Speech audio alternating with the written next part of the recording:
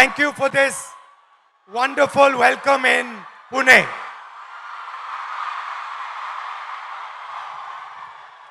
Today,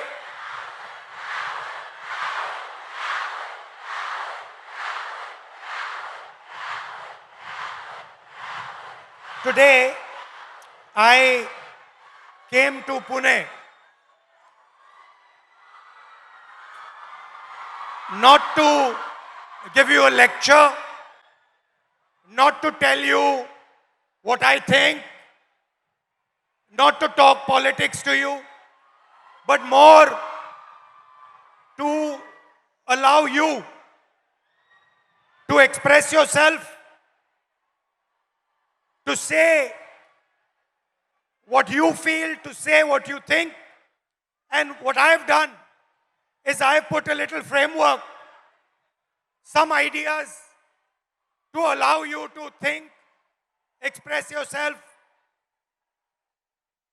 And we'll discuss some of these ideas with young ladies from the crowd this evening. So I'd like to first of all start by welcoming everybody. सबका मैं यहाँ स्वागत करता हूँ और पहली बार शायद मुझे बॉयज कम दिख रहे हैं या दिख ही नहीं रहे हैं और लड़कियां दिख रही हैं. The idea behind this evening is, as is written over there, break the cage. I'd first like to remind you of one thing. Can I do that? Now, all of you in your lives must have been told many things, nice things, bad things. Many of you must have felt scared. You feel scared sometimes on the street. You do. But I want you to remember one thing. If there's one thing that you remember from this evening, it is this: that every single one of you is unique in this universe. If I was to look for any one of you, I will not be able to find a replica of that person. You are unique, you are special, you are individual, and you have your own dream, your own vision for your life. Am I right or am I wrong? I'm right. Many times people ask me, what is India's biggest strength? And you get many answers when you ask this question. Somebody will say our economy. Somebody will say our military. Somebody will say our medical system. Somebody might even say our people. But I am very clear on what is India's biggest strength, our biggest asset. And that strength is 70 crore unique journeys, unique imaginations, unique dreams that the women of India are living. Somebody might say to me, well, there are 70 crore men. How do you say that 70 crore women are more important? What is your logic? My logic is the following. Women are by nature more sensitive, more gentle, more compassionate, and more forward-looking than men. And that is why I believe fundamentally that India's women, young, old, are India's biggest asset. Now, एक problem है, बहुत बड़ी problem है. Problem क्या है? Problem है कि whenever I speak to a man, women are put in 3 boxes. You are either seen as a daughter, as a wife or as a mother.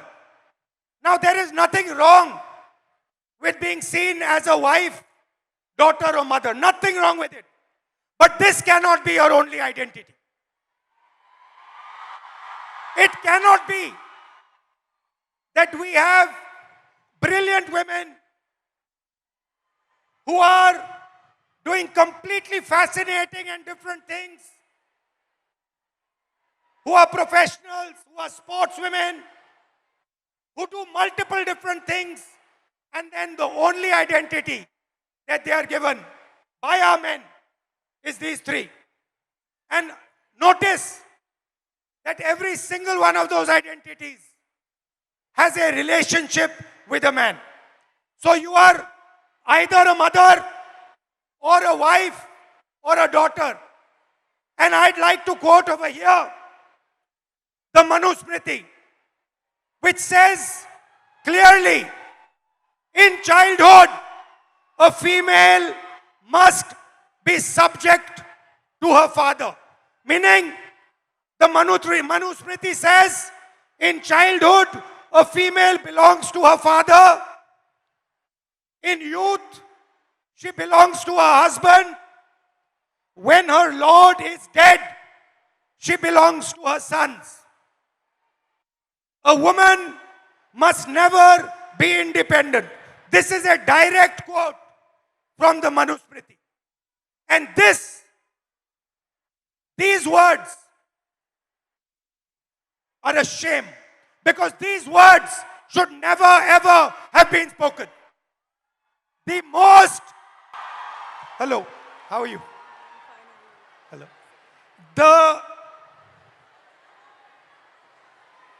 The biggest strength of this country is the fact that our women should be independent, should stand for themselves, should believe in themselves. You belong to nobody. You do not belong to anybody except yourself. You have a relationship with your father.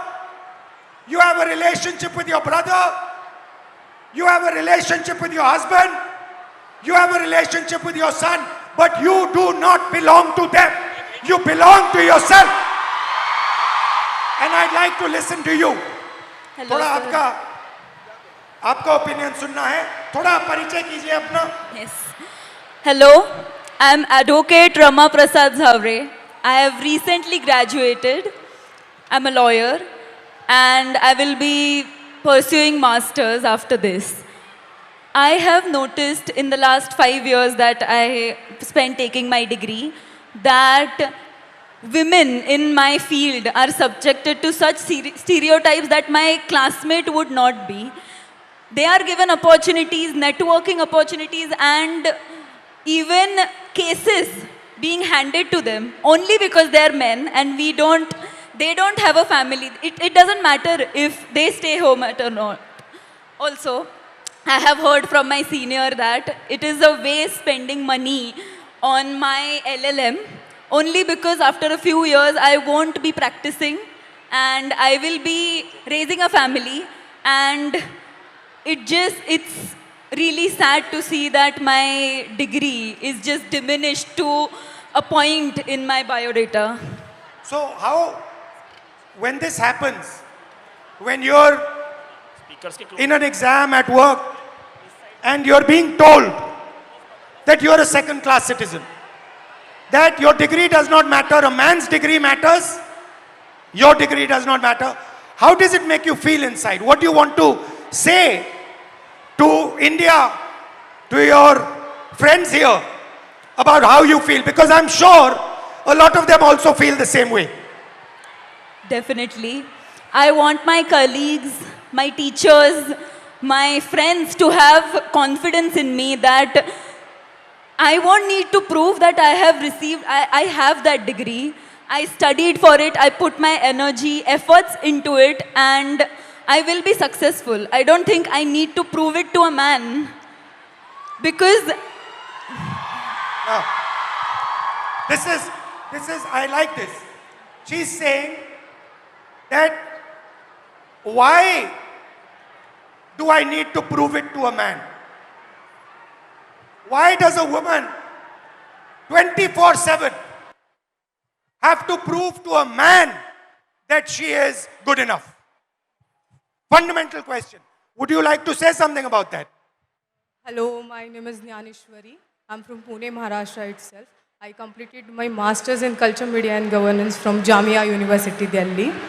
And I lost my father before 3 years. And after that, How? he got a cancer. After that, there was so much family pressure, society pressure, community pressure. My dad was a sanitary worker. And I had a huge pressure. You have to do the relinquishment certificate. You have to submit the certificate. You will not. If I'm asking anything in a property or in anything, it's like I'm asking for. I'm asking for like. It's not my right. It's I'm asking for the. घर में जो भी सारी चीज़ें हैं उसमें मैं हिस्से मांग रही हूँ, हिस्सेदारी मैं कर रही हूँ. As a woman I am asking for a हिस्सा. हाँ, और as a like if is any other man, if my I have my brother and it's his right, but if I am asking it's मैं हिस्सा मांग रही हूँ. If your brother is asking, Yes. it's his right. Yeah. And if you are asking, मैं हिस्सेदारी कर रही हूँ घर Your- में. मैं हिस्सेदारी कर रही हूँ. हिस्सेदारी. Okay. Again, now I'm come back from Delhi and like there is a huge pressure for marriage, and guy want a girl who is look fair, educated, healthy, but he doesn't want the girl like me who wants to pursue his But her career. you're a very beautiful girl. What do you mean he doesn't Thank you. want a girl like you? Thank you.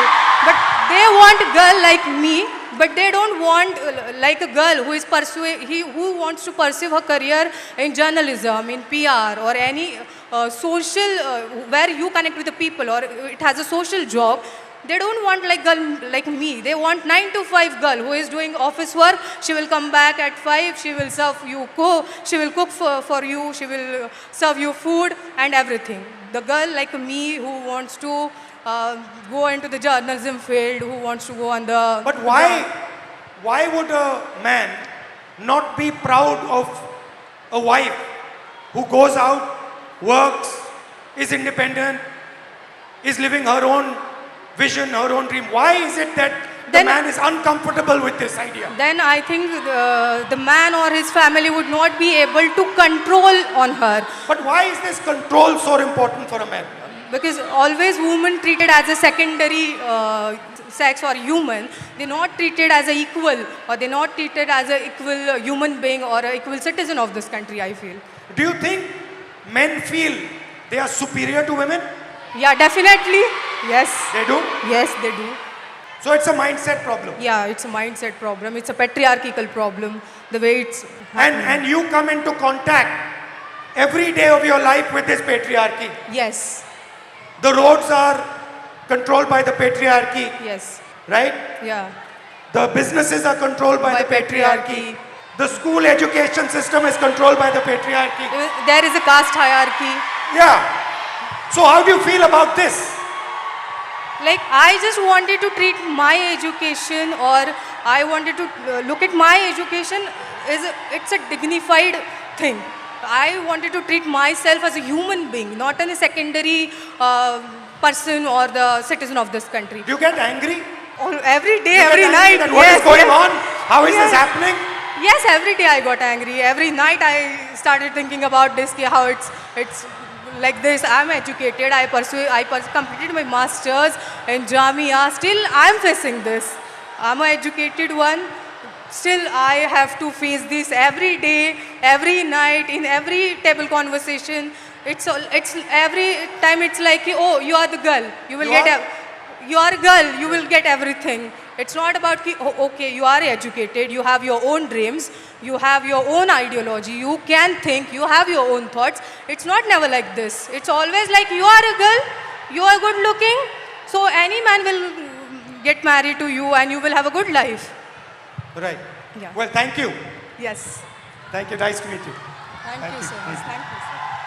So, we came up with the interesting word control. Do you feel that society tries to control you, men try to control you in everything that you do?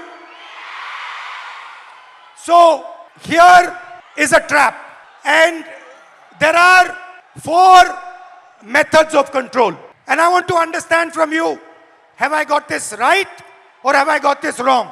The first method of control, violence. Second method of control, disrespect. Time is used against you. And in every single sphere of life, in some way or the other, men and the system is trying to control you, make sure that you do exactly what it wants. Agreed? And very interestingly, this oppression is disguised as concern. Ki we are very concerned about you. That is why we need to control you. Yes? So, let's discuss a little bit about violence. Let's discuss a little bit about violence. ये जो line है, कुछ हो गया तो, ये आप अपने को बोलती हो, बाहर जाएंगे तो कुछ हो गया तो, फैमिली मेंबर्स टेल यू, उधर मत जाओ, कुछ हो जाएगा, राइट? देयर आर 3 तरीके के कंट्रोल हैं, 3 तरीके की हिंसा है, सॉरी. एक तो डायरेक्ट है. मैंने आपको पहली फोटो दिखाई, उसमें मैंने कहा कि 70 crore journeys are there. First thing to understand is before they are born, पैदा होने से पहले हर साल 4.5 लाख लड़कियों की हत्या होती है. That is the first violence, पहली हिंसा. दूसरी हिंसा, harassment. इस भीड़ में से 80% लड़कियों को कहीं ना कहीं हरास किया गया है, राइट? सड़क पे, बस पे, रेस्टोरेंट में, स्कूल में, कॉलेज में 80% महिलाओं को हरासमेंट किया जाता है. तकरीबन 29% महिलाओं पर फिजिकल वायलेंस होती है. घर में, सड़क पे मारा जाता है, धमकाया जाता है, पीटा जाता है. और फाइनल आंकड़ा अनबिलीवेबल, 100 में से 6 महिलाओं को हिंदुस्तान में रेप किया जाता है. 100 में से 6 महिलाओं को हिंदुस्तान में रेप किया जाता है. ये हुई direct physical violence. Violence of opportunity, 50% महिला एजुकेशन या काम को रिजेक्ट करती हैं सेफ्टी के कारण. हिंसा से बचने के लिए 50% महिला एजुकेशन बंद कर देती हैं या फिर जॉब छोड़ देती हैं. और आखिरी फाइनेंशियल हिंसा. क्यों? क्योंकि अगर आप एक महिला हो, एवरेज हिंदुस्तान की महिला को हर साल सेफ्टी पे 17,500 रुपए एक्स्ट्रा. ज्यादा कितना ज्यादा? इसका डबल. तो 3 तरीके की हिंसा है. एक तो डायरेक्ट हिंसा, एक फाइनेंशियल हिंसा और एक अपॉर्चुनिटी के कारण. तो पहला इंट्रैपमेंट है हिंसा. अब आपकी सुनेंगे. Welcome. What's your name? Tejaswini. नमस्कार. सुचित्रा. मैत्री. हाँ? मैत्री. बताओ, who would like to start? आप शुरू करेंगी? बोलिए, बीच में आइए. Hello everyone. Hello sir. Hello. मेरा नाम सुचित्रा पागी है. मैं पालघर वसई से बिलोंग करती हूँ और अभी मैं इकोनॉमिक्स में मास्टर्स कर रही हूँ हड़पसर में SM जोशी कॉलेज में. जब हम सिक्योरिटी की बात करते हैं लड़कियों की, तो खुद के साथ होना और दूसरों के साथ होना बहुत अलग चीज़ है. उसमें ज़मीन आसमान फ़र्क है. जब हम पढ़ते हैं कि न्यूज़पेपर में पढ़ते हैं कि लड़की के साथ लड़की हरेस्ट हुई, उसका रेप हुआ, तो वो बहुत अलग बात होती है कि हम सिर्फ फील करते हैं कि उसके साथ ये हुआ तो वो क्या फील कर रही होगी. जब खुद के साथ होता है तो एक डर पैदा होता है मन में कि नहीं यार, लड़कों से बात नहीं करनी, लड़के बहुत स्केरी होते हैं. तो मेरी 15 साल पुरानी एक स्टोरी है. जब मैं 13 ईयर की थी, सिर्फ 8वीं कक्षा में थी, तो क्या हुआ, मैं 5 किलोमीटर गांव से दूर स्कूल में चल के जाती थी और उस टाइम गाड़ी वगैरह ऐसा कोई फैसिलिटी ज़्यादा नहीं थी. तो शाम को जब स्कूल छूटा तो मैं आई और चौराहे पर 3 लड़के थे.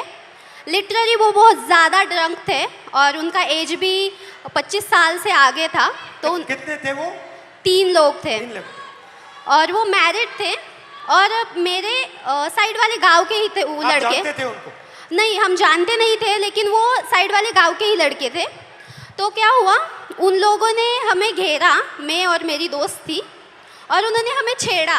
लिटरली मतलब पास आ रहे थे और ऐसे कमर को हाथ लगाना, और हाथ लगाने के लिए आ रहे थे, तो मैं बहुत ज़्यादा डर गई कि ये क्या हो रहा है। तो उस टाइम पे समझ में नहीं आ रहा था कि मैं क्या करूं, तो मैं भाग गई। तो मैंने अपने पापा से कहा। आपकी फ्रेंड भी भाग गई? हाँ, मेरी फ्रेंड मुझे छोड़ के भाग गई। तो क्या हुआ, मैंने अपने पापा से कहा कि पापा मेरे साथ ऐसा ऐसा हुआ। तो वो हमारे साइड वाले गांव के लड़के थे। तो पापा ने क्या कहा कि हम कंप्लेन करेंगे, पुलिस स्टेशन में कंप्लेन करेंगे, लेकिन मैं नहीं आऊँगा, मम्मी को लेके जाओ। तो मैं मेरी मम्मी को लेके गई। क्यों? क्योंकि पापा का मतलब ऐसा वो सोचते हैं कि तुम एक महिला हो, तो तुम्हारी माँ जितना तुम्हें जानती है उतना मैं नहीं जानता। तो जब एक लड़की पर बात आती है तब पापा भी माँ को आगे रखते हैं। तो हम पुलिस स्टेशन गए और कंप्लेन की और उनको शिक्षा मिली। उनको बहुत मारा गया, पीटा गया। उनको मारा? हाँ, उन लड़कों को मारा गया, पीटा गया। उसके बाद ना कि मेरे घर वाले, मेरा पूरा गांव मेरे अपोजिट खड़ा हुआ कि ये लड़की है और इसके साथ ऐसा ऐसा हुआ है, तो इसे पढ़ाओ मत, इसे घर में रखो और पढ़ाओ मत, क्योंकि इज्जत चली गई। तो इज्जत चली गई? हाँ। तो पापा ने कहा कि नहीं, मैं मेरी बच्ची को पढ़ाऊंगा, और उन्होंने मुझे पढ़ाया, बल्कि पुणे में भेजा। और मैं बहुत ज़्यादा डरी हुई थी कि मेरे साथ ऐसा ऐसा हुआ था, तो अब पुणे में भी वैसा ही ना हो। तो मैं 2022 में पुणे में आई। तो जब मैं लाइब्रेरी से आई हॉस्टल में, तो बस PMPL में बहुत ज़्यादा भीड़ थी और मैं गिरने वाली थी। तो एक लड़के ने मेरा हाथ पकड़ा, मुझे खींचा और स्टेबल किया। और आगे एक महिला खड़ी थी, उसके बीच में मैं, और आगे मेरे पीछे वो लड़का खड़ा था। तो लिटरली उस लड़के ने मेरी कमर के इस कोने से लेकर इस कोने तक में हाथ लगाया और मुझे पीछे खींचा, और मैं डर गई। मैंने तुरंत में पीछे मुड़ी और उसके कान के नीचे बजाया। और वह सिचुएशन ये थी सर कि वहाँ पर जो लड़कियाँ थी वो कुछ नहीं बोली। और अब जब मैं स्टेबल हुई कि अब नहीं, मेरे साथ ऐसा नहीं होगा, तो अभी रिसेंटली पिछले वीक में मैं अपने घर से वसई से पुणे आई। पुणे स्टेशन से ट्रेन पर मैं उतरी और वहाँ पर एक ड्रंक आदमी था, वो सामने से आया और लिटरली मेरे यहाँ पर ब्रेस्ट के नीचे छुआ उसने। तो मैंने उसके हाथ को पकड़ा और उसे मारा। वहाँ भी महिलाएं थी, वहाँ पे भी लड़कियाँ थी, महिलाएं थी, लेकिन वहाँ भी उन्होंने कुछ नहीं बोला। मतलब ऐसी सिचुएशन है हमारे इंडिया में, महाराष्ट्र में, कि लड़की के साथ ऐसा होता है तो भी कुछ लड़के होते हैं, लड़कियाँ होती है, वो अपने बहनों की तरफ नहीं बोलती, वो सिर्फ तमाशा देखती रहती है। तो मुझे यही सबसे बोलना है कि बहनों, भाइयों, प्लीज़ सपोर्ट करो और अपने सामने कुछ ऐसी सिचुएशन आ रही होगी तो प्लीज़ सपोर्ट करो और उसको बचाओ। मेरे साथ जो हुआ वो किसी लड़की के साथ नहीं होना चाहिए। और मैं बताना चाहूँगी सर कि अभी जो मेरे साथ जो इंसिडेंट्स हुए, तो मैं बहुत ज़्यादा डरती हूँ लड़कों से। मेरे मन में एक डर बैठा हुआ है कि लड़के सब ऐसे ही होते हैं, लेकिन आई एम सॉरी टू से, बट सारे लड़के ऐसे नहीं होते ना। Thank you. मेरा नाम तेजस्विनी है। मैं फैशन टेक्नोलॉजी में मास्टर कर रही हूँ, अभी 2nd ईयर में हूँ। मैं एक छोटे से गांव से आती हूँ। हम 4 बहनें हैं और एक छोटा भाई है। मैं आफ्टर 10 जब पुणे आई तो बेसिक तक का एजुकेशन है वो पूरा किया। कुछ रिश्तेदार, घर वाले, मेरी सिस्टर्स की सपोर्ट के बेसिस पे। पर आफ्टर दैट मैं आगे पढ़ना चाहती थी, तो मेरे घर वाले बोले कि अगर तुम्हें पढ़ना है तो अब शादी कर लो और पति के घर जाके जो करना है वो कर लो। देन आई डिसाइडेड कि नहीं, मैं नौकरी करूँगी और पढ़ूँगी। तो अभी 5 साल से मैं नौकरी कर रही हूँ और साथ में पढ़ाई कर रही हूँ। मेरे कुछ मतलब इस स्ट्रगल में मेरे कुछ दोस्तों ने मुझे साइकिल खरीद के दी, तो ये सब मैनेज करते मैं जब साइकिल से ट्रैवल करती हूँ तो मतलब इतना आम हुआ है, इतना नॉर्मलाइज हुआ है कि कोई भी आके कट मार के चला जाता है या फिर कमेंट पास करके चला जाता है या कुछ गाना गाता है जो सेक्सिस्ट सॉन्ग हम बोलते हैं वो कर देता है। तो मतलब ये इतना नॉर्मलाइज हुआ है कि मैं अभी रिएक्ट करना भी मैंने छोड़ दिया है, क्योंकि मैं करूँगी तो भी क्या करूँगी, क्योंकि जो मैंने सुना था रेसलर के साथ जो हुआ, जिन्होंने हमारे देश के लिए गोल्ड मेडल लेके आए, उनके जो गुनहगार थे उनको क्लीन चिट दे दी। तो मैं तो एक सामान्य घर की लड़की हूँ जिसको ठीक से सपोर्ट भी नहीं है। और मुझे और एक बात कहनी है, क्योंकि मैं जैसे मैंने कहा गांव से आती हूँ, तो मैंने अपने टेंथ तक की जो एजुकेशन है वो गवर्नमेंट स्कूल्स में की है, जो कि अभी 90,000 के ऊपर स्कूल बंद हुए हैं। और मेरी सारी बहुत सारी लड़कियां हैं जो वही स्कूल में पढ़ती है, और उनका अभी वहाँ पढ़ना बहुत मुश्किल हो जाएगा, क्योंकि कौन सी भी माँ अपनी छोटी सी बच्ची को 10 किलोमीटर आगे नहीं भेजेगी। मेरा 10th तक का हुआ तो मैं यहाँ तक आ गई, पर पता नहीं जिनके स्कूल बंद हुए उनका क्या होगा। तो मेरी बस इतना ही कहना है। My name is Maitri.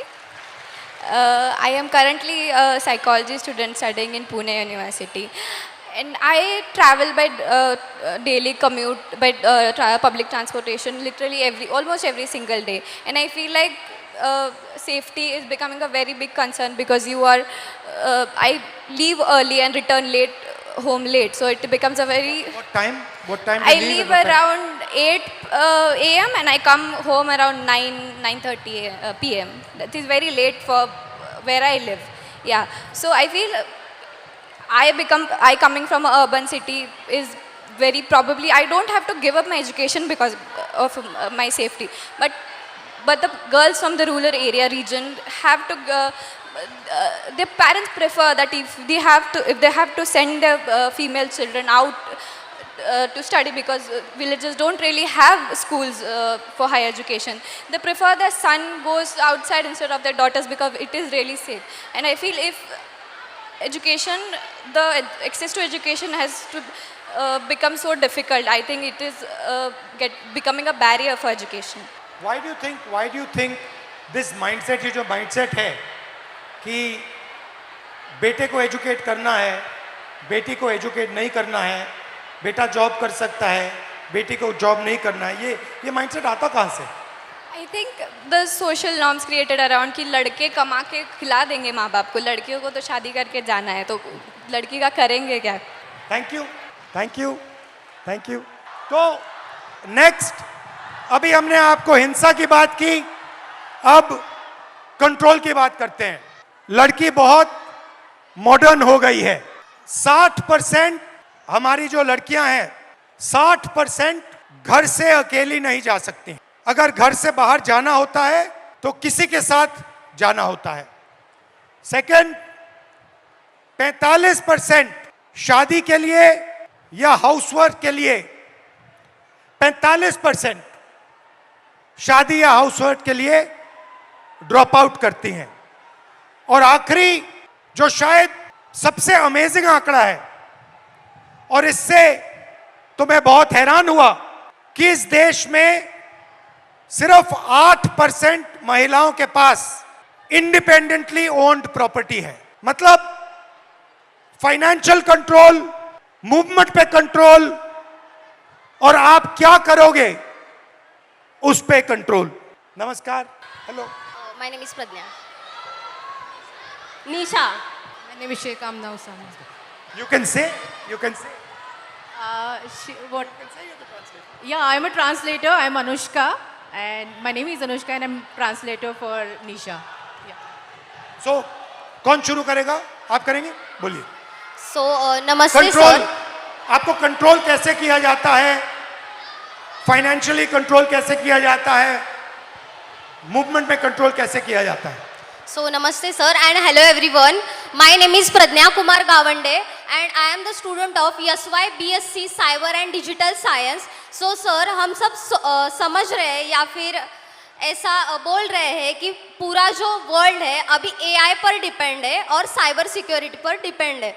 तो मुझे पहले से ही साइबर सिक्योरिटी ये कोर्स करना था, बट ये कोर्स गवर्नमेंट कॉलेजेस में अवेलेबल नहीं है, और पुणे के रेपुटेड कॉलेज की फ़ीस अराउंड 3 लाख मतलब एनुअल फ़ीस है सर ये, जो कि मैं अफोर्ड नहीं कर सकती। मेरे पापा ड्राइवर है और मम्मा हाउसवाइफ है मेरी, मुझे एक छोटी बहन भी है, और इसके अलावा मैं बच्चों को इवनिंग ट्यूशन्स वगैरह पढ़ाती हूँ। क्लिनिक में एज अ रिसेप्शनिस्ट में काम करती हूँ, जिससे मेरा ट्रैवलिंग वगैरह मैनेज हो जाता है।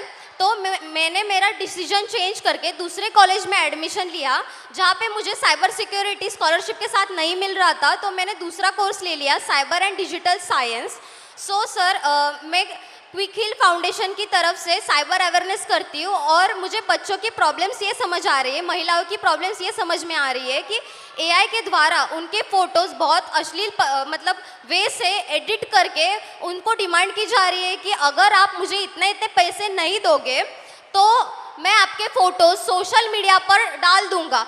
और इसका सॉल्यूशन सिर्फ और सिर्फ साइबर सिक्योरिटी जो वॉरियर्स जो साइबर वाले हैं उनके पास है। और ऐसे कोर्स को हमें स्कॉलरशिप क्यों नहीं दी जा रही है, और स्कॉलरशिप नहीं है तो गवर्नमेंट में ये कोर्स क्यों नहीं है। और ठीक है, अगर हम लड़कियां ये वर्किंग होके सीख रहे हैं तो फैमिली के रिस्ट्रिक्शंस और सोसाइटी के रिस्ट्रिक्शंस कि इतने बजे घर क्यों आ रही हो, कॉलेज के अलावा आप इधर उधर क्यों घूम रही हो, इतने बजे इसका कॉल क्यों आ रहा है, बाहर जा रहे हो स्कार्फ बांध के ही जाओ, या फिर और कुछ, इनसे बात मत करो, उनसे बात मत करो, ये मत ये पहनो। आपके मम्मी पापा कहते हैं, कौन कहते हैं आपको? एक्चुअली मेरे मम्मी पापा सपोर्टिव है, बट हम ऐसे एरिया से आते हैं कि अगर हम पुणे में भी रह रहे हैं तो थोड़ा एरिया अलग पड़ता है सर। वहाँ पे सोसाइटी उनको रोक टोक करती है और वो भी सोसाइटी के प्रेशर के अंडर, अगर हम पढ़ रहे हैं और हमारे ऊपर फाइनेंशियल प्रेशर है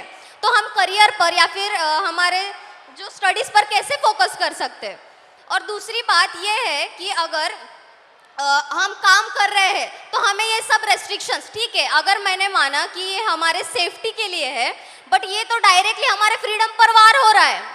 मैं नहीं चाहती कि मुझे एक स्पेशल फेवर वगैरह मिले, बस मुझे एक फेयर चांस चाहिए सीखने का और खुद के पैरों पर खड़े होने का। Very that's it, good. Thank you sir. Thank you. मेरा नाम शेख आमना उसामा है। मैं SY BA में हूँ, पॉलिटिकल साइंस है मेरा मेजर सब्जेक्ट। मैं भिवंडी से आती हूँ और मैंने देखा है भिवंडी में नॉट ऑल बट कुछ पेरेंट्स तो ऐसे हैं जो सिर्फ अपनी बच्चियों को इस वजह से नहीं पढ़ा रहे क्योंकि वो लड़कियाँ हैं। उनको यही बोला जाता है कि अरे तू लड़की है, पढ़कर क्या करेंगी। उनको ऐसा लगता है कि ये पढ़ेंगी तो ये इकोनॉमिकली इंडिपेंडेंट हो जाएंगी, और वो उनको इकोनॉमिकली डिपेंडेंट रखना चाहते हैं because they want to enjoy the patriarchy और कंट्रोल ओवर देम। उसके अलावा सेकंड थिंग ये कि my parents are very supportive. उन्होंने इतना कुछ होने के बाद भी मुझे बहुत सपोर्ट किया है और पुणे पढ़ने के लिए भेजा। पुणे में मैं एक UPSC एस्पिरेंट हूँ, तो मुझे क्लासेस जाने के लिए, कोचिंग क्लासेस जाने के लिए मैं पब्लिक ट्रांसपोर्ट का यूज़ करती हूँ। पब्लिक ट्रांसपोर्ट में भी लड़कियाँ इतना अनसेफ फील करती है कि कभी कभी ऐसा होता है कि अगर आप बस में चढ़ो और कोई आदमी के पास एक सीट खाली है बस की, तो आपको 10 मरतबा सोचना पड़ता है कि मैं बैठूं या मत बैठूं, मैं रुकूं कि कोई महिला के बाजू में सीट खाली हो जाएंगी, मैं उधर जाके बैठूं। तो ये सीट मिलने के बाद भी बैठने के लिए 10 मरतबा सोचना पड़ता है। सेकंड थिंग, जब हम देखते हैं कि बस बहुत ज़्यादा फुल है, हद से ज़्यादा रश हो गया है, तो भी सोचना पड़ता है कि अरे जाए या मत जाए, कोई छेड़ देगा, कोई बैग टच कर लेगा, तो ये एक टेंशन रहता है। इसका अपोजिट, अगर बस पूरी खाली है तो भी जाने से डर लगता है। मतलब आपको क्या करना है, आपको भरी हुई बस में चढ़ना नहीं है, आपको खाली बस में चढ़ना नहीं। मतलब हमने पब्लिक ट्रांसपोर्ट को भी ऐसा बना दिया है ना कि गर्ल्स को सेफ फील ही नहीं होता है। तो मैं गर्ल्स से भी और बॉयज़ से भी कहना चाहूँगी कि अगर आपकी वजह से लड़कियाँ अनसेफ फील कर रही है तो आप ही का काम है कि उनको सेफ भी फील कराए। अगर किसी के साथ ये होता हुआ देखें तो प्लीज़ उसके अगेंस्ट में आवाज़ उठाए, एक दूसरे को सपोर्ट करें, बिकॉज हम ये नहीं चाहते कि हमें बहुत ज़्यादा अपॉर्चुनिटी चाहिए, बट जितना हमारा राइट है इक्वल अपॉर्चुनिटी हम भी डिजर्व करते हैं। हेलो राहुल जी, मैं आपको सबसे पहले बताना चाहूँगी कि मैं सुबह से मुझे बहुत बुखार है, लेकिन उसके आगे की बात ये है कि मैं जो मांजरी में पिछले 10 दिनों से भूख हड़ताल चल रहा है, जो मेरे भाई बहन जो अनशन पर बैठे हैं वहाँ से मैं आई हूँ। तो मुझे कहाँ बैठे हैं? मांजरी में, पुणे में ही। अच्छा, और क्या कारण क्या है? जो हमारी मांगे है वो इसमें लाई है, मैं आपको आगे बोलो। तो हमारी मांग है कि हमें शिक्षा चाहिए, और मैं आपको मराठी में समझाऊंगी ताकि मैं जो ताकि मेरी बात है वो अकेली निशा की नहीं है, वो सब ट्राइबल स्टूडेंट की है, पूरे देश की है, पूरे महाराष्ट्र की है. इसलिए मैं आपको मराठी में बात करके बताऊंगी. जो आम्ही जे उपोषणासाठी बसलेलो आहोत, आमचे भाऊ आणि त्याच्यामध्ये आमच्या 2 बहिणी देखील बसलेल्या आहेत आणि त्यातलीच एका बहिणीची तब्येत खूप नाजूक झाली, तिला आज हॉस्पिटलमध्ये नेलंय. आणि हे सगळं असताना देखील जेव्हा आमचे प्रतिनिधी मंत्रालयामध्ये गेले तर तेव्हा जे आमचे जे आदिवासी विकास विभागाचे मंत्री आहेत ते काय बोलले असतील तुम्हाला सांगितलं तर तुमच्या अंगावर काटा येईल. ते म्हणतात सॉरी, मी याच्यावर काही करू शकत नाही, हे सीएमच्या हातात आहे. मग तुम्ही जर आदिवासी विद्यार्थ्यांच्या विकासासाठी तिथं बसलेत तर तुम्ही जर तिथं आमच्या विकासासाठी बसलेत आणि तुम्ही जर आमचा विकास साधू शकत नाही तर तुमचा तिथं बसण्याचा अधिकार नाही, हे मी आज ठणकावून सांगते. आणि दुसरी गोष्ट म्हणजे मी अजून एक सांगेल की ज्या आमच्या भागामध्ये ज्या आश्रमशाळा असतात तिथं जे सेंट्रल किचन पद्धत लागू केली, जसं की एका ठिकाणी जेवण बनणार आणि ते 70-80 किलोमीटर लांब घेऊन जाणार आणि त्यामुळे ते जेवण खराब होतं, त्यामुळे विषबाधा होते. आणि विद्यार्थी आत्ताच एक गोष्ट झाली गडचिरोलीमध्ये, कारण आदिवासी ज्या आश्रमशाळा आहेत त्याच्यामध्ये बेडची सुविधा नाही आहे, पिण्याचं पाणी देखील नाही आहे.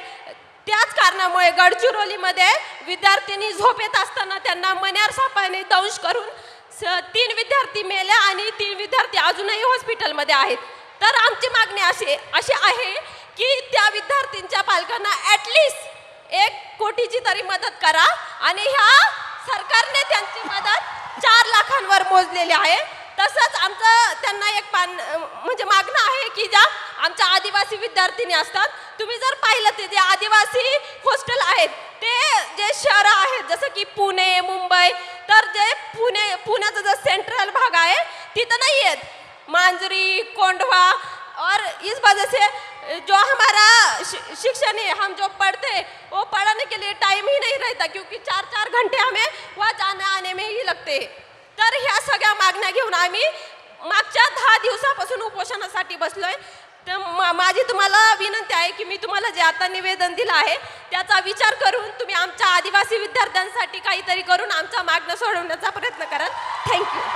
तो बताओ ओके, इन्होंने अपने कुछ मुद्दे आपके लिए लाए हैं. तो पहला पॉइंट ये है कि आदिवासी कम्युनिटी से वो बिलोंग करती है और आदिवासी डिमांड्स के लिए इनके काफ़ी भाई बहन सारे उपोषण पे पिछले 10 दिनों से पुणे में ही बैठे हैं. क्या मेन डिमांड क्या है? इनका डिमांड एक बार मेन डिमांड क्या है? मेन क्या डिमांड जो ट्राइबल जो डिपार्टमेंट है उसने जो जीआर लागू किया है, जैसे कि जो हॉस्टल में नियमावली होगी वो उसमें लिखा है कि हम मतलब 13 साल तक ही पढ़ सकते हैं, 13 साल तक ही हम हॉस्टल में रह सकते हैं. और फर्स्ट डिमांड ये है उनकी कि ये जिस ट्राइबल हॉस्टल्स में ये रह रही है वहाँ पे ऐसा रूल है कि वो सिर्फ 30 इयर्स तक ही वहाँ पे रह सकती है. आफ्टर दैट ये सरकारी हॉस्टल है? हाँ, ट्राइबल कम्युनिटी का जो हॉस्टल होता है वो सभी सरकारी होता है. और ये सारी डिमांड्स ये लोग सीएम के पास लेके गए और वहाँ से उन्हें बताया गया कि सॉरी हम कुछ नहीं कर सकते. हाँ, तो उनका कहना है कि फिर अगर आप कुछ नहीं कर सकते हो तो आप बैठे क्यों हो कुर्सी. और आप क्या चाहती हो, किस एज तक उसको करा जाए? ज़्यादातर 35 एज तक भी हम म्हणजे आम्ही जरी आम्हाला 35 वर्षासाठी पण 35 वर्षापर्यंत जरी दिलं तरी ठीक उनको आहे. 35 इयर्स तक हॉस्टल मिलना चाहिए. 35 इयर्स हो जाएगा तो खुश हो जाओगी? वैसे तो हमें ये एज की लिमिट है वो ही नहीं चाहिए, लेकिन ये सरकार है वो तो आपको भी पता है, लेकिन हम ये चाहते हैं कम से कम ये 35 एज तक भी आ पाए, इसलिए मैंने ऐसे बोला. लेकिन हम मुझे आप वहाँ इनवाइट क्यों नहीं कर देते? हमने आप मुझे वहाँ बुला लो, यस, मैं भी आ जाऊंगा, बैठ जाऊंगा आपके साथ. आम्हाला आवडेल तुम्ही तिथं आलेले आणि आमच्या मुलांची देखील इच्छा आहे की तुम्ही तिथं यावं आणि आमच्या प्रश्नांवरती बोलावं आणि आमचे प्रश्न सोडवण्यासाठी प्रयत्न करावा. वो चाहती है कि आप वहाँ पे आए, वो खुशी खुशी आपको बुलाना चाहती है. मुझे और बुला लो, मैं आ जाऊंगा. ठीक है, मैं थोड़ा दबाव और एक साथ डाल देंगे। मैं और एक बात कहना चाहूंगी, उससे तो आपके होश ही उड़ जाएंगे। जैसे कि हमारे ट्राइबल हॉस्टल होते, ज़्यादातर वहाँ यहाँ पुणे में गढ़चिरौली, नांदेड़, अमरावती, वहाँ से जो स्टूडेंट आते हैं वो तो हर रोज़ घर नहीं जा पाते। और जुन्नर, जो आंबेगांव, वो तो लड़कियाँ जाकर आती है, लेकिन वो जो गढ़चिरौली के स्टूडेंट होते हैं वो नहीं जा पाते। तो हम दिवाली में या किस छुट्टी में गए और 1 महीने से ज़्यादा वहाँ पर रहे, तो वो बोलते हैं कि आप फिटनेस सर्टिफिकेट लाए। और वो फिटनेस सर्टिफिकेट क्या होता है कि हमें हमारी प्रेगनेंसी टेस्ट की जाती है, और हम जब इस बात पे आवाज़ उठाते हैं तो वो बोलते हैं कि आपको 1 महीने में, आप शांति से सुनिए क्योंकि ये बात बहुत ही गंभीर है। मैं कहना चाहूँगी कि हम जब उनको पूछते हैं कि ये क्या है, ये क्यों करना है, तो वो बोलते हैं आपको 1 महीने में आपको जानलेवा बीमारी हुई तो, और किस संसर्गजन्य बीमारी हुई तो मैं क्या कहना चाहती हूँ उन प्रशासन को कि आपकी जो स्कूल है, जो आश्रम शाला है, प्राइवेट स्कूल है, सभी स्कूलों में जो 24 घंटे एक नर्स क्यों नहीं रख पाते। Thank you. थैंक यू, बहुत अच्छा लगा। मुझे बुला लो, मैं आ जाऊंगा, ठीक है। Thank you. तो डिसरिस्पेक्ट की बात करते हैं, लोग क्या कहेंगे। पहली स्लाइड में हमने आपको फिजिकल वायलेंस की बात बताई, रेप की बात बताई, हिंसा की बात बताई, मगर शर्म के कारण 99% of sexual violence cases, rape cases, molestation cases, ये अनरिपोर्टेड जाते हैं। तो वो जो 6% का आंकड़ा है वो एक्चुअली सच्चा आंकड़ा नहीं है। सच्चा आंकड़ा उससे बहुत ज्यादा है, मगर शर्म के कारण अनरिपोर्टेड जाते हैं। 84% महिलाओं को काम करने के लिए परमिशन लेनी पड़ती है, और फाइनल सैलरीड महिलाएं जो हैं, किसी भी जॉब में हिंदुस्तान में अगर आप सैलरीड महिला हैं तो आपको 25% सैलरी पुरुषों से कम मिलती है। तो ये बात हुई डिसरिस्पेक्ट की। आखिरी आधे coming hello. So before we move on, sir, there is someone very, very special who's joining us here today. Okay.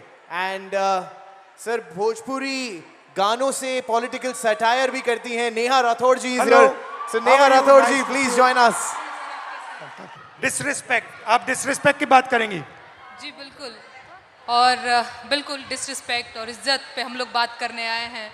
तो मैं आप लोगों को बता देना चाहती हूँ, मेरा नाम सर नेहा है, नेहा सिंह राठौर मेरा पूरा नाम है। मैं भोजपुरी में लोकगीत लिखती हूँ, गाती हूँ, और मैं सरकार से उन तमाम मुद्दों पर सवाल पूछ लेती हूँ जो सरकार को पसंद नहीं आते, और बदले में मुझे ढेर सारी गालियाँ और FIR झेलने पड़ते हैं। ये किस बात की इज्जत है भाई महिलाओं की? डेमोक्रेसी में हम अपने प्रधानमंत्री से सवाल नहीं पूछ सकते हैं, तो ये किस बात की इज्जत है? मुझे याद है सर, मैं शादी करके नई नई ससुराल आई थी, और मैंने उस दौरान एक गीत गाया था यूपी में काबा, और मेरे पीछे जीप भर भर के पुलिस भेजी जा रही थी। गांव देहात के लोग मेरे हस्बैंड के बारे में, मेरे ससुराल के बारे में बहुत कानाफूसी करते थे कि बताओ कैसी लड़की ब्याह लाया है, पता नहीं कौन सा क्राइम करके आई है, ये पुलिस आ रही है। तो ये किस तरह की इज्जत है? और मैं समझती हूँ कि एक महिला होने के नाते, एक महिला होकर अगर आप समाज में नाम बनाना चाहते हैं या किसी सामाजिक मुद्दे पे मुखर होकर बोलना चाहते हैं, सर ये बहुत कठिन है। पुरुषों की ट्रोलिंग बहुत अलग तरीके से होती है, महिलाओं की ट्रोलिंग बहुत अलग तरीके से होती है। महिलाओं के लिए कुछ नहीं करना है, बस इसका चरित्र खराब है बोल दो, यही बोल दो, और इतना काफ़ी है सर, हम हतोत्साहित हो जाते हैं। वो तो अलग बात है कि मैं थोड़ी ज़्यादा ढीठ लड़की हूँ, तो मैं नहीं डरती हूँ। वो सर मुझे गालियाँ दे रहे हैं पिछले 5 सालों से, और कहते हैं तुझे पिछले 5 सालों से गालियाँ दे रहे, तू सुधरी नहीं।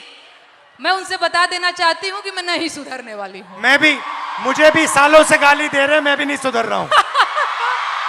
बिल्कुल बिल्कुल सर। और सर महिलाओं की बात हो रही है, लेकिन एक और चीज़ जो मुझे लगता है इस देश में इस समय अल्पसंख्यकों के खिलाफ एक नैरेटिव सेट करने की कोशिश की जा रही है, जो बहुत गलत है।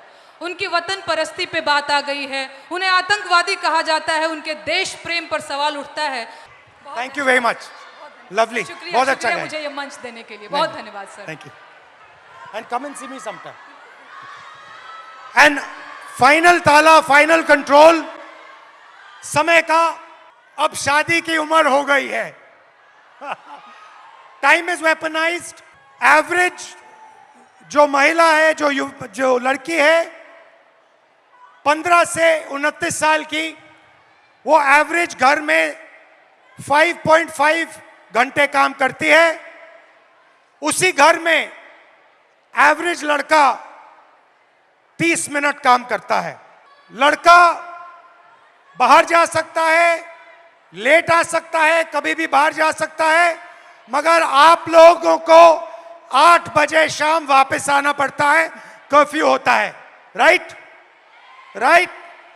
और फाइनली एज लिमिट के बाद जो लड़के होते हैं एग्जाम्स 1, 2, 3, 4 बार ले सकते हैं, मगर मैरिज एज 23 साल होती है। और जो लड़कियां हैं, जो गर्ल्स हैं, उनको ज्यादा से ज्यादा एक मौका मिलता है, क्योंकि फिर उनको कहा जाता है अब शादी का टाइम आ गया है, अब एग्जाम मत कीजिए, अब शादी कीजिए। तो हेलो, हाउ आर यू? आप कैसे हो? What's your name? I am Sharayu Chopade and I am pharmacist.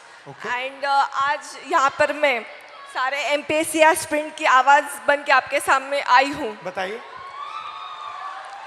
हमारा सर पेपर लीक हो गया है। एमपीएससी इज अ कॉन्स्टिट्यूशनरी बॉडी और इसको दबाया जा रहा है। 22 मार्च को हमारा एग्ज़ाम हुआ था और 20 मार्च को पेपर लीक हो गया। जब पता चला पेपर लीक हुआ है तो एमपीएससी ने डिनाई कर दिया। फिर एफडीए कमिश्नर और एमपीएससी को खुद जाके हम मिले, ये पूरा वायरल हो गया। तब सिर्फ कंप्लेंट की है, अभी सीआईडी के पास गया है और अभी उसको दबाया जा रहा है। बहुत सारे ऑफिसर्स के नाम आए हैं, बहुत सारे अधिकारियों के नाम आए हैं और इसको सप्रेस किया जा रहा है। We want justice, we want transparency, we want fair examination, because यहाँ पे जितने भी बच्चे हैं वो बहुत दिन रात पढ़ाई करते हैं। Pune is MPSC hub. Maharashtra के कोने कोने से यहाँ पर वो एमपीएससी देने के लिए, अधिकारी बनने के लिए आते हैं। तो जब हुआ तो आपको कैसा लगा? बहुत खराब। हमारा तो दिल टूटा। एज अ वुमन हमें मैरिज का प्रेशर रहता है, घर वालों का प्रेशर रहता है, सोसाइटी का भी प्रेशर रहता है हमें। और जब पेपर लीक होता है तो लड़कियों पर असर अलग होता है, पुरुषों पर अलग होता है, क्योंकि आपकी डेडलाइन होती है, उनकी डेडलाइन नहीं होती है। हमारा तो पूरा करियर खत्म होने के चांसेस रहते हैं 100%। सर ये पेपर लीक कितने हो क्यों रहे हैं? ये इंक्रीज हो गए हैं, बढ़ते जा रहे हैं, ये बढ़ क्यों रहे हैं? क्या लगता है आपको? बोलो क्या मैं क्लियर? जिसको पकड़ा हुआ है, जिसका नाम आया है, वो अभी गुजरात में फरार है। अच्छा। यस। और कुछ बोलना चाहिए? अभी तो बहुत कुछ बोलने का मैंने, टाइम लिमिट है। Don't worry, time is there. Back to back paper leak हो रहे हैं और वो जाके उधर फरार हो रहे हैं जिधर उनका पता ना लगा सके। अभी ये पॉलिटिकल हो जाएगा सर। ज्यादा पॉलिटिकल मत बोलो। हाँ, बेटर नॉट डू पॉलिटिकल। इसीलिए तो चुप हूँ मैं सर। हमें री एग्जाम चाहिए सर, आप कुछ तो बोलो। यहाँ पे बहुत सारे एमपीएससी के एस्पिरेंट्स आए हैं, उनको सिर्फ एक ही उम्मीद है कि आप री एग्जाम के बारे में कुछ तो बोलोगे। मुझसे क्या चाहते हो, मैं क्या करूं इस पे? आप हमारे साथ रहिए, आप हमें सपोर्ट कीजिए। जो हमारे साथ अनफेयर हुआ है उसको प्लीज, उसको कुछ तो कीजिए। हमारा वो रद्द होना चाहिए। नायब तहसीलदार के लड़का लड़की वो टॉप 5 में है, उनका अगर पिछला रिजल्ट देखा ना, उनको कुछ भी नहीं है, वो A ग्रेड B ग्रेड में है। ठीक है, थोड़ा डिस्कस करेंगे, फिर मुझे बताना एग्जैक्टली कैसे मदद कैसा हुआ? यस, ठीक मैं है? आपको पूरे स्क्रीनशॉट्स, वो जो है प्रूफ, वो सब मैं आपको दिखा दूंगी। ठीक है, थैंक यू। वेलकम, बहुत थैंक यू अच्छा सो लगा मच आपसे सर। मिलकर, थैंक यू। तो शुरुआत में मैंने कहा कि एक माइंडसेट है, मनुस्मृति का माइंडसेट, महिलाओं को दबाने का माइंडसेट, और मैं थोड़ी छोटी सी वीडियो आपको दिखाना चाहता हूं और फिर इसके बाद आपसे एक सवाल पूछना चाहता हूं। ये 50 करोड़ की गर्लफ्रेंड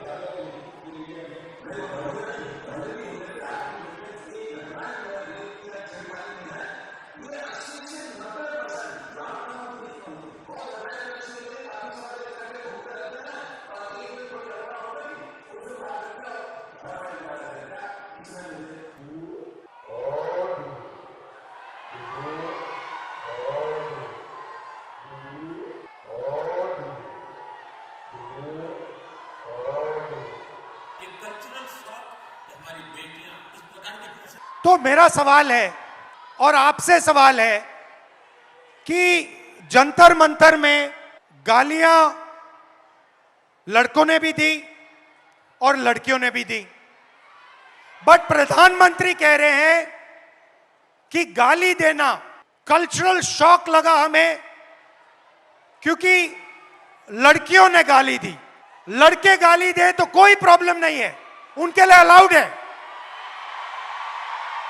मगर अगर लड़की गाली दे तो कल्चरल शॉक है, शोभा नहीं देता।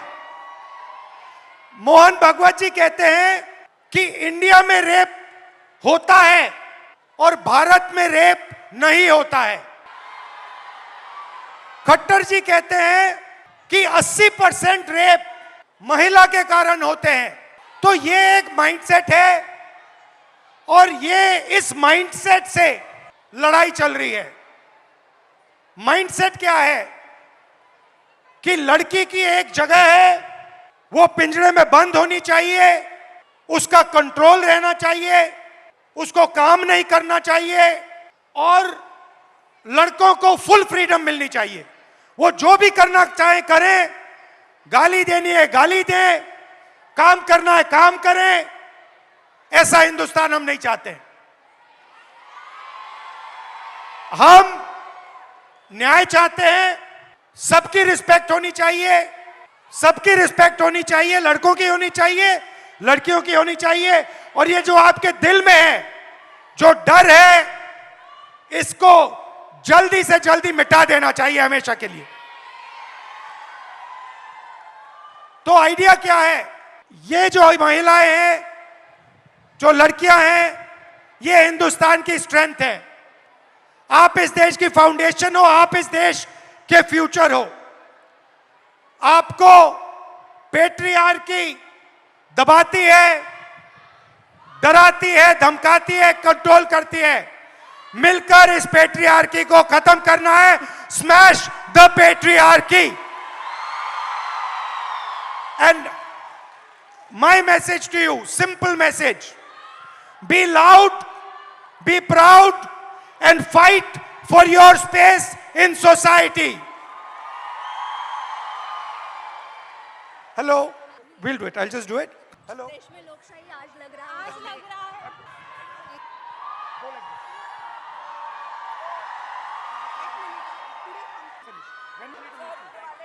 हाँ जी एवरीबॉडी, थोड़ी आवाज हो जाए सर के लिए। Come on everybody, let's go. थोड़ी और एनर्जी। पुणे एनर्जी कहाँ है? Yeah. In Marathi saying Pune Manje Prem. Okay. It means Pune means love. Pune And I say Pune Manje Prem. You have to all say it. We'll just do it. We'll just do it. Okay, and now girls, सुनो, sir Pune में आए हैं तो पुणे वालों के लिए भी तो कुछ खास message sir. Pune Manje Prem. Thank you. Pune मंजे प्रेम। पुणे बोल मंजे दिया प्रेम। guys। से- से- क्या बात है। थोड़ी और पुणे आवाज हो म्हणजे जाए। प्रेम, पुणे म्हणजेच प्रेम। Pune Manje Prem. Love you all. Thank you. Good night. Well, there is still something else, sir. There is okay. There's Tell me. still something There's else. the selfie.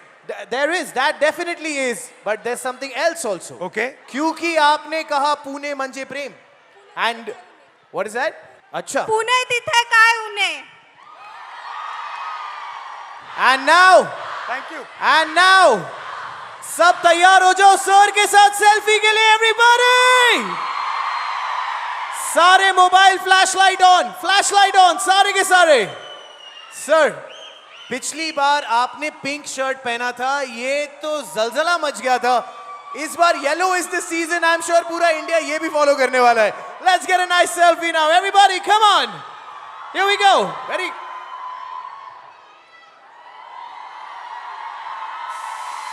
You want to press this button? Only this one. Yes, sir. This one. Yeah. Come on, Pune! Thank you. And on that note, thank you, sir. We truly, truly, truly love you. Thank you. And you are the person we look forward to do anything Thank and you everything. very much. Thank you for being Thank here, you. sir. And thank you everybody. Thank you for a lovely evening. Come. Come. Really? She wants to come. Oh my God. अब तो sir ने कह Why दिया don't the है. other girls also come?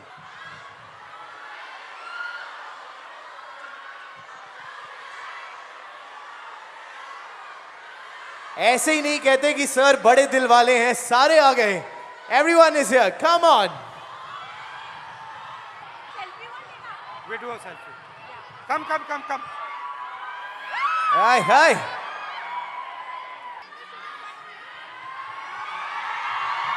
What's your name?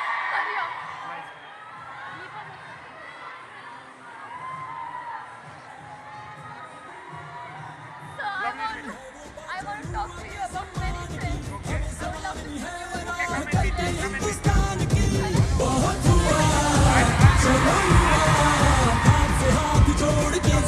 And on that note, Pune, मजा आया तो आवाज हो जाए. एक कल्चरल शॉक. हमारी बेटियां इस प्रकार की भाषा कैसे बोल सकती? क्या बेहतरीन दिन रहा है सारे लड़कों को वहां पे. Thank you brothers. Thank you. Good night.